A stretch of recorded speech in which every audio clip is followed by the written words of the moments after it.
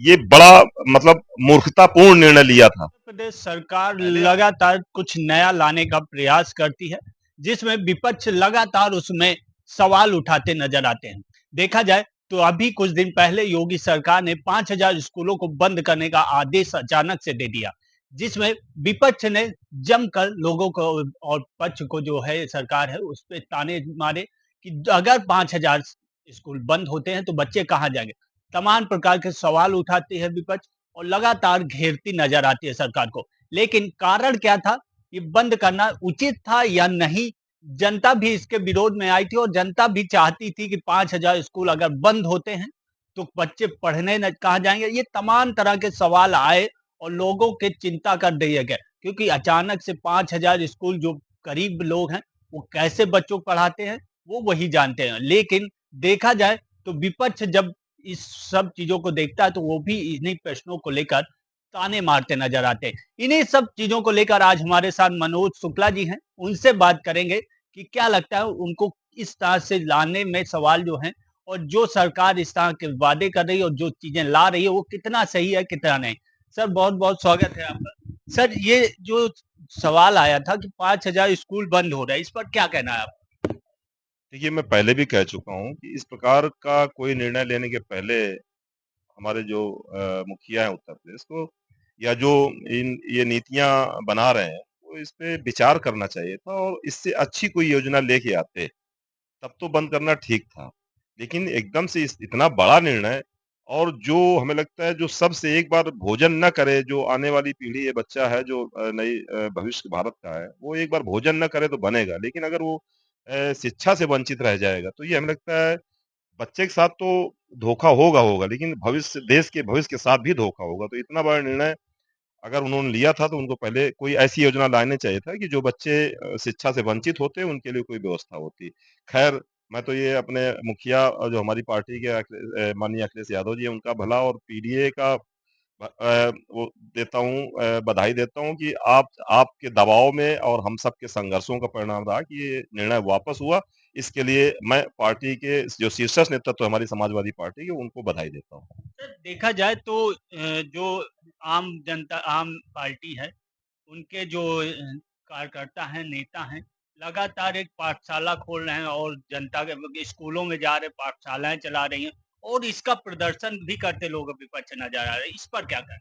ये तो स्वाभाविक प्रक्रिया है, अगर इतना बड़ा निर्णय लिया गया और हमें लगता है बगैर किसी विवेक के विवेकहीन निर्णय लिया गया और आज उसको तुरंत उनको बैकफुट पे आना पड़ा, उस निर्णय को वापस लिया, तो ये मैं समझता हूँ समाजवादी पार्टी के संघर्ष का जैसा कि बाबा साहब ने जो जब संविधान बनाया तो उसमें ये विशेष तौर पे विपक्ष की भूमिका होनी चाहिए। आज विपक्ष को खत्म किया जा रहा है, लेकिन अगर ये जनता सोचे अगर विपक्ष ना होता, तो क्या इतना बड़ा निर्णय वापस होता? इतना बड़ा जो ये आदेश वो किया और इसके बाद उसको वापस किया तो निश्चित भूमिका का परिणाम है, जो आज इनको वापस लेना पड़ा। तो हमें लगता है विपक्ष को सदैव जिंदा रहना चाहिए। विपक्ष के साथ ही सरकार दोनों जब पैरेलल दोनों खड़े होंगे और दोनों अपनी-अपनी भूमिका का सही निर्वहन करेंगे, तभी जो बाबा साहब ने सोचा था संवैधानिक व्यवस्थाओं को लिया जा सकता है और समझा जा सकता है कि नहीं, देश सही चल रहा है। इतना 5,000 स्कूल को बंद कर रहे थे। अगर यही जनता चाहती कि हमारे लिए जनता के लिए हो जाता, तो क्या करना चाहिए? अगर जनता के लिए करते तो क्या करना चाहिए? नहीं, ये तो जैसे प्राइवेट स्कूलों पे इतना आप देख रहे हो कि एक-एक स्कूल पे इस प्रकार से धन उगाही हो रही है, जो बड़े घर का बच्चा है, जो धनाढ्य लोग हैं, वो अपना प्राइवेट स्कूलों में अच्छी शिक्षा का वो कर रहे हैं, जबकि हमें लगता है शिक्षा का अधिकार है, तो ये तो मूलभूत अधिकारों में आता है और हमें लगता है वो चाहे गरीब का बेटा हो, चाहे अमीर का बेटा हो, जो शिक्षा वाली व्यवस्था है, वो दोनों को एक साथ होनी चाहिए।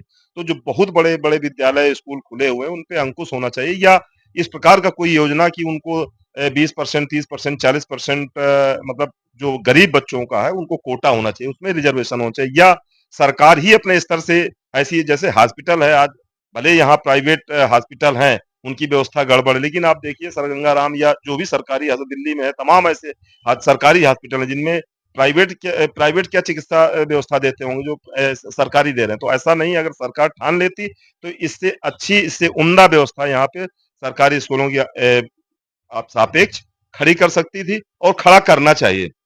क्योंकि मैंने कहा कि सबसे मूलभूत अधिकार है शिक्षा का।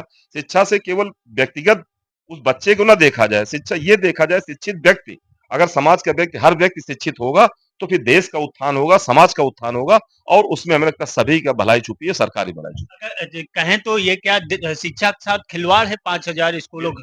बिल्कुल 100%। ये तो मैंने पहले भी अपने पॉडकास्ट में कहा था कि ये बड़ा मतलब मूर्खतापूर्ण निर्णय लिया था। पहले आप उसके सापेक्ष व्यवस्था खड़ी करते, फिर आप निर्णय लेते तो ठीक था। लेकिन इस प्रकार का अविवेकपूर्ण निर्णय लेना, ये हमें लगता है सरकार का फेलियर प्रदर्शित करता है और इसके बाद तुरंत बैकफुट पे आके उसको तुरंत जो मतलब दिक्कत हुई उसका तुरंत समाधान सोचा। तो इसके लिए मैं फिर से कह रहा हूँ विपक्ष को, जो हमारी पार्टी के मुखिया है समाजवादी पार्टी के, उनको और हमारे जो पार्टी के नेताओं ने इसके लिए संघर्ष किया, उन सब धन्यवाद के पात्र हैं। अच्छा सर, देखा जाए तो कानपुर की बात की जाए तो कानपुर में एक बहुत बड़े सतीश महाना जी हैं जो विधानसभा अध्यक्ष हैं। अपने कानपुर में तमाम वादे हुए, मोदी जी ने किया, योगी जी ने किया और सतीश महाना और सांसद जी ने सबने किया। तो ये लाल इमली है, कानपुर की लाल इमली विकास का है। विकास करने के सारे सबका एक ही नारा है, विकास, कानपुर विकसित, विकास कानपुर। ये सो नारे हैं, तो क्या लगता है ये नारा सच हो रहा है? देखिए, ये तो बड़ा मतलब हास्यास्पद विषय है कि विकास पुरुष, माननीय जिनकी आप बात कर रहे हो, उनका नाम आगे उनके लिखते हैं विकास पुरुष।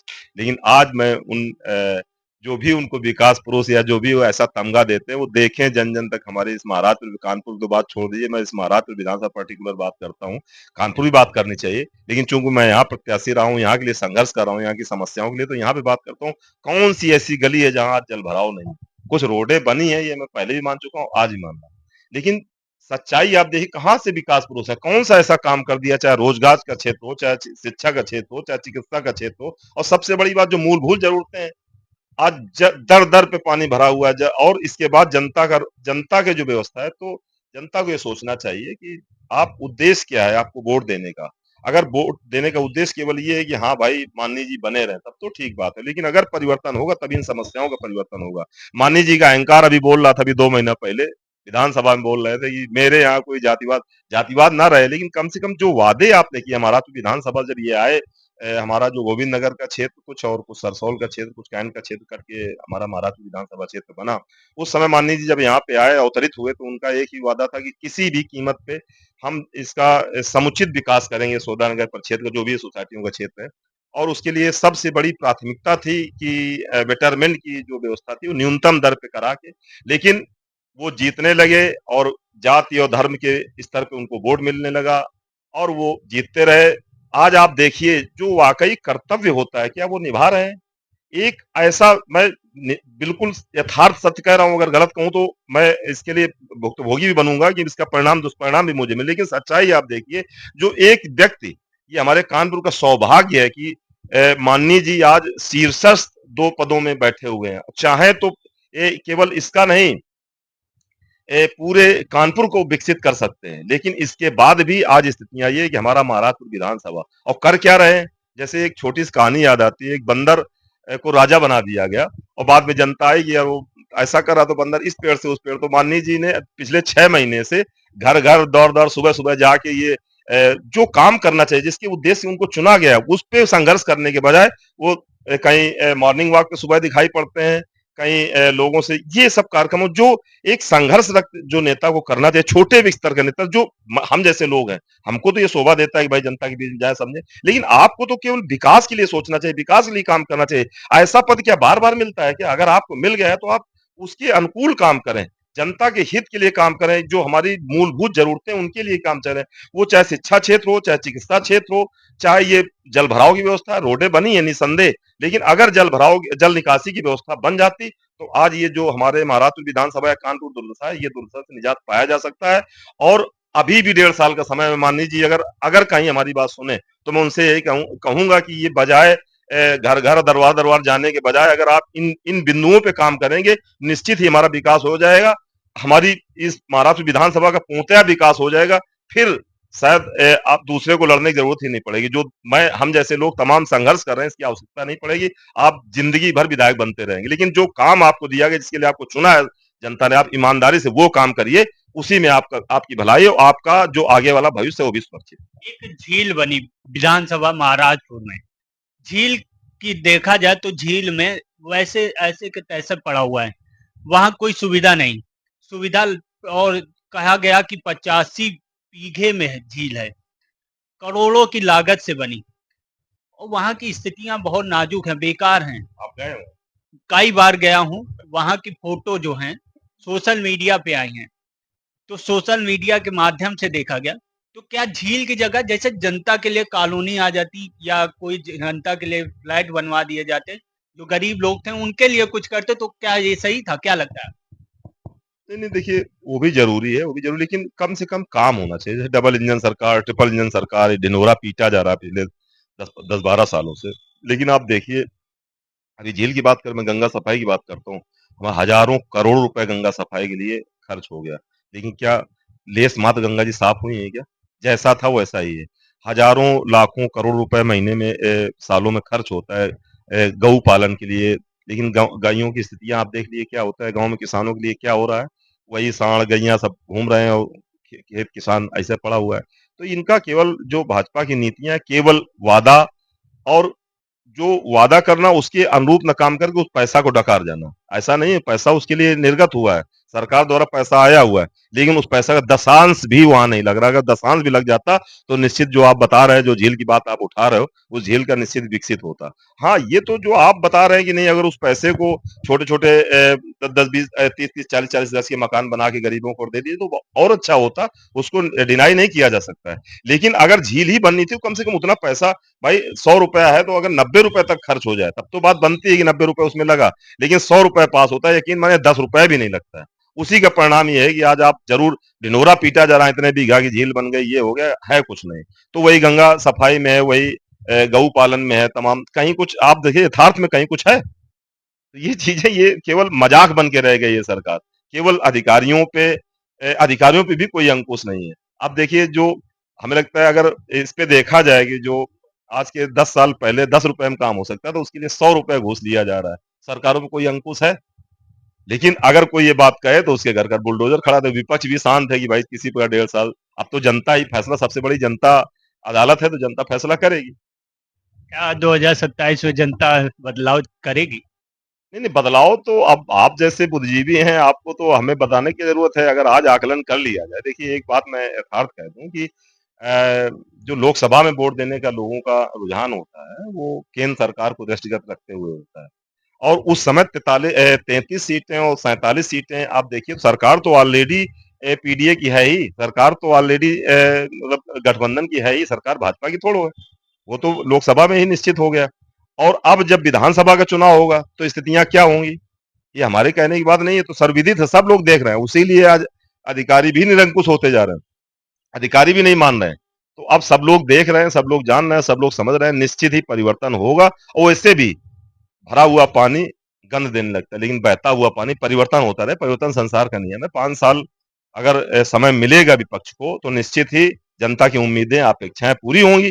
और अगर ना हो तो जनता को फिर अधिकार है, फिर बदल देगी, फिर माननीय जी को बैठाल देगी, नहीं भाजपाइयों को बैठाल देगी, कोई दिक्कत नहीं। लेकिन आज की स्थितियां जो है इसमें परिवर्तन होना ही चाहिए, क्योंकि आज हमारी महाराष्ट्र विधानसभा ही नहीं, पूरा उत्तर प्रदेश त्राहिमाम कर रहा है। और उसका उसका परिणाम, उसका जो रिजल्ट है वो 2024 में लोकसभा चुनाव में दिखा। उसके उसके हिसाब से एक सीट बराबर 5 विधानसभा सीट को आप गुणा कर लीजिए तो 100% माननीय अखिलेश जी इस समय मुख्यमंत्री हैं। तो इसमें कहने वाली बात थोड़ी है कि नहीं सरकार परिवर्तन नहीं, परिवर्तन 100% है। ये थे हमारे साथ मनोज जी बात करने के लिए। कानपुर की बात नहीं, पूरे उत्तर प्रदेश की बात की और कई मुद्दों में बात हुई उनसे, जैसे यहाँ विधानसभा महाराजपुर में कई बदलाव होने थे। बातें हुए, सब कुछ हुए, लेकिन बदलाव नहीं हुआ। लेकिन काम भी नहीं हुए, वादे कर दिए गए लेकिन वो काम नहीं किया गया। अब देखना होगा कि 27 में क्या ये वादे पूरे होंगे। सब ने ढिंढोरा पीटा है कि हम ये काम करेंगे, वो काम किए, लेकिन किसी ने कोई काम नहीं किया। अब देखना होगा 27 में क्या होता है, फिलहाल देखने वाली बात होगी। कानपुर नगर से वीडियो जल्दी, नवीन चंदा के साथ सत्यम गोस्वामी, आर न्यूज।